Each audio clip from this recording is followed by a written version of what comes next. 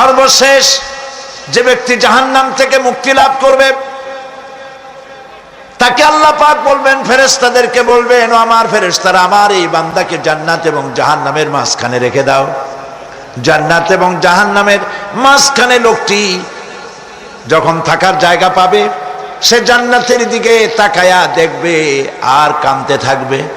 আল্লাহ পাক জিজ্ঞেস করবেন, বান্দারে, যুগের পর যুগ ধরে জাহান্নামে কেঁদেছ, আমি রব্বুল আলামিন জাহান্নাম মাফ করে দিয়া জান্নাত জাহান্নামের মাঝখানে রেখে দিয়েছি, আযাব থেকে তো বেঁচে গেছো, এখন কান্দো কেন?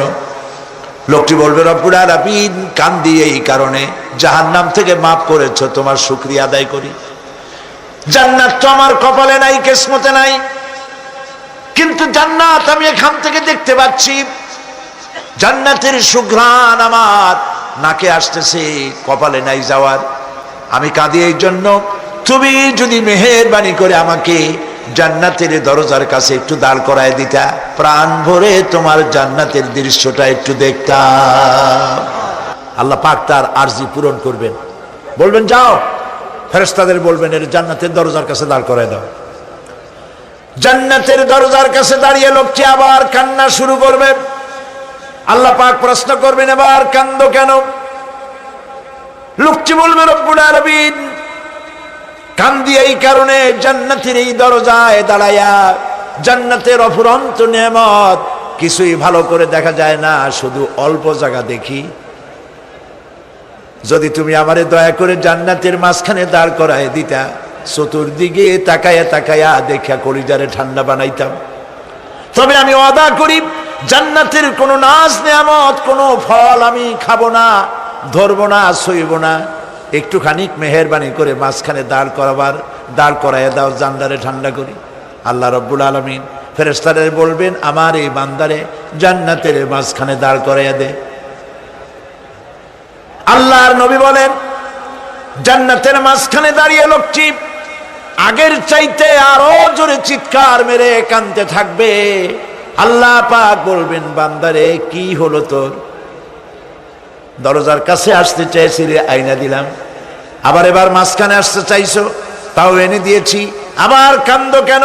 লোকটি বলবে, রব্বুল আলামিন এবার কান্দি এই জন্যে, তুমি যখন দয়া করে একটিবার জান্নাতের মাঝখানে এনে আমাকে দাঁড় করায় দিয়েছো, তুমি রহমান রহিম গফুরুর রহিম, এই জান্নাত থেকে আবার আর বাইর করে দিও না।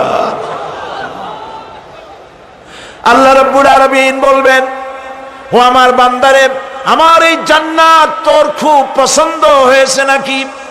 লোকটি বলবে, রব্বুল আলামিন কলিজা ঠান্ডা হয়ে গেছে, ভাবতেও পারি না এই জান্নাত এত সুন্দর। আল্লাহ পাক বলবেন, বান্দারে এরকম একটি নয়, দুইটা নয়, তোর জন্য আমি 10টা জান্নাত এরকম রিজার্ভ করে রাখছি।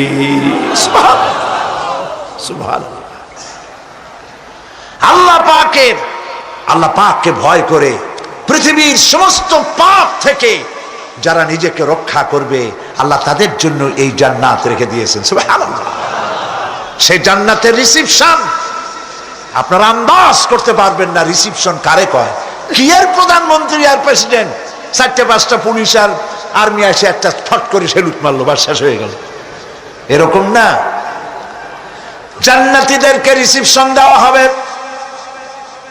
জান্নাতীরা যখন আল্লাহর হুকুমে জান্নাতের দিকে যেতে লাগবে, আর যখন জান্নাতের কাছে চলে যাবে, আল্লাহ রাব্বুল আলামিন শোনায় দিচ্ছেন, হাত্তা ইযা জাউহা ফুতিহাত আবওয়াবুহা ওয়া ক্বালা লাহুম খাজানাতুহা সালামুন আলাইকুম তিবতুম ফাদখুলুহা খালিদিন। সুবহানাল্লাহ। জান্নাতীরা যখন জান্নাতে প্রবেশ করার দরজার মুখোমুখি হবে, দ্বার রক্ষীগণ তখন বলবে, সালামুন আলাইকুম, আল্লাহর শান্তি তোমাদের উপরে বর্ষিত হোক। সুবহানাল্লাহ। দুনিয়ার টাটকা টাটকা সুখগুলি 2 পা দিয়ে ঠেলে দিয়েছো, টাটকা সুখগুলি গ্রহণ করো নাই, হারাম খাও নাই, আল্লাহর দ্বীন কায়েমের জন্য রক্ত দিয়েছো, জীবন দিয়েছো, কষ্ট করেছো, আল্লাহকে ভয় করেছো। আমাদের সালাম গ্রহণ করো, জান্নাতের মধ্যে ঢুকে যাও চিরকালের জন্য। সুবহানাল্লাহ। আর বাইরে হওয়া লাগবে না, চিরকাল এই জান্নাতের মধ্যে তোমরা বসবাস করতে পারবে, আল্লাহ রাব্বুল আলামিনের ফেরেশতারা বলে দিবেন। জান্নাতের মধ্যে আল্লাহ পাক হুরদের সঙ্গে জান্নাতীদের বিয়ের ব্যবস্থা করে দিবেন। কোরআনে কারিমে আল্লাহ পাক বলেন, মুত্তাকিইনা আলা সুরুজিম মাসফুফাতিন ওয়া যাওয়াজনাহুম বিহুরিন ঈন। সামনাসামনি ভাবে সাজানো সারি সারি আসন সমূহের উপর তারা ঠেস লাগায় বসে থাকবে, আর আল্লাহ রাব্বুল আলামিন হুরদের সাথে জান্নাতীদের বিয়ের ব্যবস্থা করে দিবেন। যেসব হুরের সঙ্গে বিয়ে হবে তাদের আল্লাহ পাক বিবরণ দিচ্ছেন কি রকম হবে তারা। লাম ইয়াতমিসহুন্না ইনসুন ওয়ালা জান। এর পূর্বে জিন এবং ইনসান এদেরকে কেউ স্পর্শ করে নাই। কি রকম তারা? কাআন্নাহুন্নাল ইয়াকুতু ওয়াল মারজান। যেমন ঝিনুকের ভিতরে মণিমুক্তা থাকে, এইভাবে আল্লাহ পাক তাদেরকে পবিত্র করে রেখে দিয়েছেন। আমার প্রিয় ভাইরা, আল্লাহ রাব্বুল আলামিন কোরআনে কারীমের ভিতরে বলেছেন, ফাবিআইয়ি আলা'i রাব্বিকুমা তুকাযযিবান। জান্নাত দান করে আল্লাহ পাক এবার জান্নাতীদেরকে সম্বোধন করে বলবেন, ইয়া ইবাদি লা খাউফুন আলাইকুমুল ইয়াওমা ওয়ালা আনতুম তাহজানুন। হে আমার বান্দারা, লা খাউফুন আলাইকুমুল ইয়াওম, আজ আর কোনো ভয় নাই। সুবহানাল্লাহ, সুবহানাল্লাহ। আজ আর কোনো ভয় নাই, কোনো চিন্তাও নাই, আরামে এই জান্নাতের মধ্যে বসবাস করো। এরপরে আল্লাহ পাক জিজ্ঞেস করবেন, ও আমার জান্নাতীরা, আমি যেসব ওয়াদা করছিলাম আমার ওয়াদা মোতাবেক সমস্ত নিয়ামত পেয়েছো? তারা বলবে, হ্যাঁ পেয়েছি, সব নিয়ামত আপনার ওয়াদা মোতাবেক সব পেয়েছি। আল্লাহ রাব্বুল আলামিন বলবেন, সব পাও নাই, ওয়ালাদাইনা মাজিদ, আমার কাছে আরো বেশি আছে। সুবহানাল্লাহ, আমার কাছে আরো বেশি আছে। জান্নাতীরা বুঝবে না সে আরো বেশিটা কি, এর থেকে আর বেশি কি। প্রিয় ভাই সব, নবী করিম সাল্লাল্লাহু আলাইহি সাল্লাম বলেছেন, জান্নাতের সুখ আর শান্তি কোন চোখ নাই যা দেখেছে, যা কোন অন্তঃকরণ নাই যা কল্পনা করতে পেরেছে। এই জান্নাত মুত্তাকিদের জন্য আল্লাহ রাখছেন। সুবহানাল্লাহ। জান্নাতীরা ভাবতেও পারবে না সেই নিয়ামতগুলি কি। প্রিয় ভাই সব, সেই মুহূর্তে আল্লাহর নবী মুহাম্মদ রাসূলুল্লাহ সাল্লাল্লাহু আলাইহি ওয়াসাল্লাম বলবেন, রব্বুল আলামিন, আমার উম্মতেরা জান্নাতীরা বুঝতে পারে নাই আপনার কাছে কি নিয়ামত আরো বেশি আছে। আমার এই উম্মতেরা জান্নাতীরা আপনার ওয়াদা মোতাবেক সব পেয়েছে, কিন্তু একটি জিনিস এখনো তাদের কিসমতে হয় নাই। সেই জিনিসটা হলো, যারা তার রবকে না দেখে শুধু কোরআন আর হাদিসের কথা শুনে আরবের ঘুম হারাম করে তাহাজ্জুদের নামাজ আদায় করেছিল, চোখের পানি ফেলেছিল, যারা জান্নাত দেখে নাই, জাহান্নাম দেখে নাই, আপনাকে ভয় করে যারা জীবন পরিচালনা করেছিল, যারা আপনাকে দেখে নাই, না দেখে শুধু কোরআন হাদিস বিশ্বাস করে যারা অকাতরে নিজেদের জীবন বিলায় দিয়েছিল, এই জান্নাতীরা এখন পর্যন্ত তার রবকে দেখতে পারে নাই। আল্লাহ রাব্বুল আলামিন তার সামনে থেকে ৭০,০০০ পর্দা সরে যাবে। আল্লাহ পাক বান্দাদের আরজি পুরা করার জন্য জান্নাতীদের সামনে তিনি জালোয়া ফরোজ হবে। কোরআন শরীফের ভিতরে আল্লাহ পাক বলেন, জান্নাতীরা তারা আল্লাহর দিকে, জান্নাতীরা তার রবের দিকে তাকিয়ে থাকবে, আর রব তার বান্দাদের দিকে তাকায়া থাকবে। প্রাণ ভরে জান্নাতীরা রবকে দেখবে। সুবহানাল্লাহ। আল্লাহ পাককে দেখবে। প্রাণ খুলে আজ দোয়া করি রব্বুল আলামিন, জান্নাতের যেই পরিবেশে যেই জায়গায় তুমি দয়া করে তোমার গোলামদেরকে তুমি নিজেই দর্শন দিবে, দেখা দিবে। মনিব গো, ও আমাদের রব, আজ এই বিশাল জনসমুদ্র নিয়ে তোমার দরবারে আবেগ ভরা কণ্ঠে বলি, যেই অনুষ্ঠানটি তুমি এমন মুবারক অনুষ্ঠান করবে যেখানে তুমি জান্নাতীদেরকে দেখা দিবে, ওই জান্নাতের কোনো একটি, ওই অনুষ্ঠানের কোনো একটি কোনায় কানায় আমাদেরকেও দাঁড় করাইয়া দেখার তৌফিক। প্রিয় ভাই সব, আল্লাহ রাব্বুল আলামিন মানুষের সামনে এত সব নিয়ামত রেখেছেন, এই জান্নাত দান করবেন।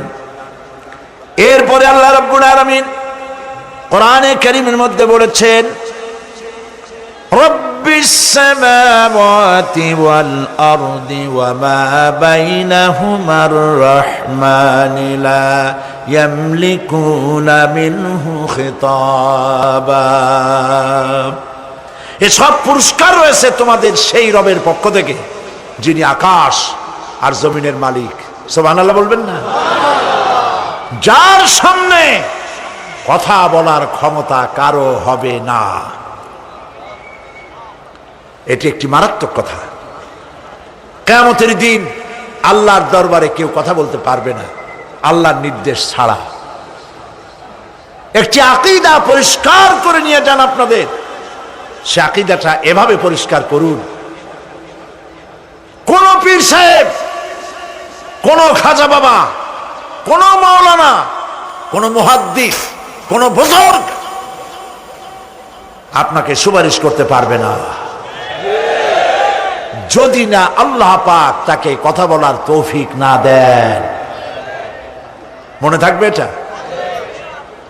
আয়াতুল কুরসির ভিতরে আমরা পড়ি, মান যাল্লাযী ইয়াশফাউ ইনদাহু ইল্লা বিইজনিহি।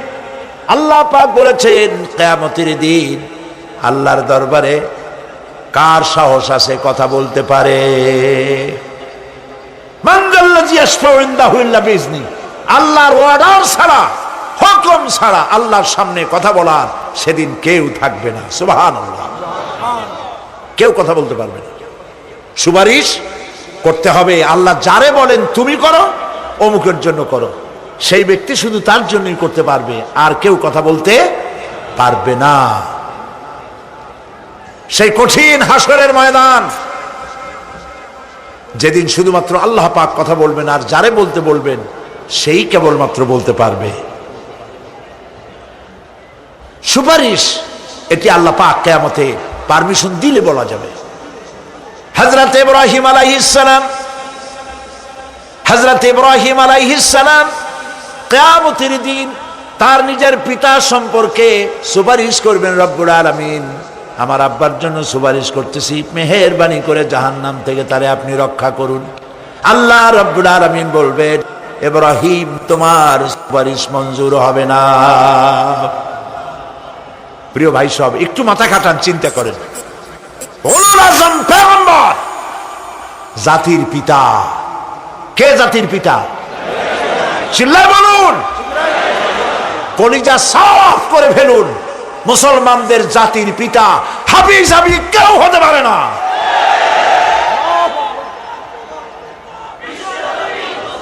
মিল্লাতা আবিকুম ইব্রাহিম। ইব্রাহিম আলাইহিস সালাম এই মিল্লাতের পিতা। সুবহানাল্লাহ। হযরত ইব্রাহিম আলাইহিস সালাম কিয়ামতের দিন বলবেন, আল্লাহ আমার আব্বার জন্য সুপারিশ করছি। আল্লাহ পাক বলবেন মঞ্জুর হবে না। আজর তোমার পিতা হতে পারে, কিন্তু আমার খলিলকে আগুনে ফেলার জন্য নমরুদকে সে সহযোগিতা করেছে, আমি তোমার পিতাকে ক্ষমা করব না। নবী করিম সাল্লাল্লাহু আলাইহি সাল্লামকে সাহাবায়ে কেরাম জিজ্ঞেস করেছেন, হে রাসূল আপনার আব্বা এবং আম্মার অবস্থা কি হবে? নবী করিম সাল্লাল্লাহু আলাইহি সাল্লাম কেঁদে ফেলেছেন, সওয়াব বলেছেন, আমি তাদের কোনো উপকারে আসব না। আল্লাহু আকবার। আপনি মনে করছেন নাকি যে ইয়া নবী সালাম আলাইকা বলেই অমনি নবীর সুপারিশ পাবেন? এত সহজ। কতগুলা রসগোল্লা খাইলেন আর বড় একটা মিছিল করলেন আর অমনি চলে যাবেন? পৃথিবীর সব মানুষ, সাহাবায়ে কেরাম বাদ দেন, পৃথিবীর সমস্ত মানুষ একত্রিত হয়ে আবু তালেব রাসূলুল্লাহকে যে ভালোবেসেছেন, ওর 1000 ভাগের 1 ভাগও সারা দুনিয়ার মানুষ রাসূলুল্লাহকেই ভালোবাসতে পারবে? পারবে? নিজের ছেলে আলীকে, আলী রাদিয়াল্লাহু তাআলা আনহুকে আলাদায় বিছানায় শোয়াইয়া, ছোট্ট মানুষ হযরত আলী আলাদা জায়গায় রাখিয়া মুহাম্মদুর রাসূলুল্লাহ সাল্লাল্লাহু আলাইহি ওয়াসাল্লাম এতিম মানুষ, তারে কলিজার সাথে বুকের মধ্যে আশ্রয় দিয়ে আগলে রেখেছেন বুক ভরে। সেই আবু তালেব মৃত্যুর সময় নবী করিম সাল্লাল্লাহু আলাইহি ওয়াসাল্লাম বলেছিলেন, চাচা একটিবার আমার কানে তাওহীদের কালেমা শোনায় দেন। আবু তালেব, তার কিসমতে ছিল না কালেমা। মরে যাওয়ার পর একজন সাহাবী বলেছিলেন, ইয়া রাসূলুল্লাহ, মৃত্যুর সময় আবু তালেবের মুখ আমি নড়তে দেখেছি, তিনি কালেমা পড়েছেন সম্ভবত। রাসূলুল্লাহ সাহেব বলেছেন, আমি শুনি নাই। এত ভালোবাসার পরেও হাদিস শরীফে এসেছে আবু তালেব জাহান্নামে যাবে। কোথায় যাবে? জাহান্নামে। সবচাইতে কম আযাব হবে কার? আবু তালেবের। কম আযাবটা কি? হাদিস শরীফে এসেছে কম আযাব হলো জাহান্নামের আগুন দিয়ে 1 জোড়া জুতা তৈরি করে আবু তালেবের পায়ে পরিয়ে দেওয়া হবে। সেই জাহান্নামের আগুনের তৈরি করা জুতার তাপে আবু তালেবের মাথার ঘিলুগুলো টকবক করে বউ পড়তে লাগবে। এত ভালোবেসে যদি কিয়ামতে উপায় না হয়, আপনি ইয়া নবী সালাম আলাইকা, ইয়া রাসূল সালাম আলাইকা, আর কতগুলো জিলাপি খাইলেন, বড় একটা মিছিল করলেন। প্রিয় ভাই সব, এইসব বেদাত ছাড়ুন, এগুলি সুস্পষ্ট বিদআত। রাসূলুল্লাহকে ভালোবাসবেন, সাহাবীরা যেভাবে ভালোবেসেছেন ওইভাবে ভালোবাসবেন। আল্লাহ রাব্বুল আলামিন বলেন, যালিকাল ইয়াউমুল হক ফামান শাআ আত্তাখাযা ইলা রাব্বিহি মাআবা। এই দিনটি অবশ্যই আসবে, সেদিনটি নিশ্চিতভাবে আসবে। আর এখন যার ইচ্ছা সে তার রবের দিকে অগ্রসর হোক। ইন্না আনজারনাকুম আযাবান করিবান ইয়াওমা ইয়ানজুরুল মার'উ মা কদ্দামাত ইয়াদাহু ওয়া ইয়াকুলুল কাফিরু ইয়া লাইতানি কুনতু তুরাবা। ইন্না আনজারনাকুম আযাবান করিবা, খুব নিকটবর্তী একটি আযাব সম্পর্কে আমি তোমাদেরকে সতর্ক করে দিলাম। কে বলতেছেন? আল্লাহ পাক। লক্ষ্য করুন আল্লাহ কি বলছেন, খুব নিকটবর্তী একটি কঠিন শাস্তি, আযাব, অর্থাৎ কিয়ামত।